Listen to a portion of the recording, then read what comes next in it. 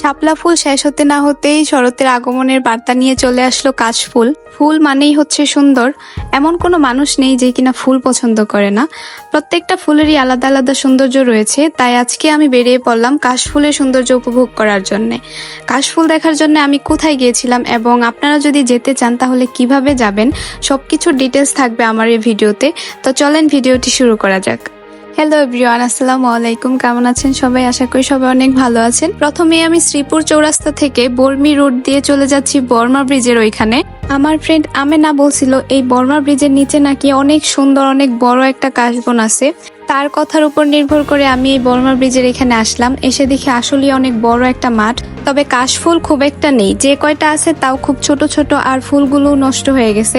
এখানে আবার টিকিট লাগে ঢুকতে, পার পার্সন নাকি 10 টাকা করে টিকিট নেয়। আর যদি বাইক নিয়ে ভিতরে যাইতে চায় তাহলে সেক্ষেত্রে 20 টাকা, আর বাইকের পিছনে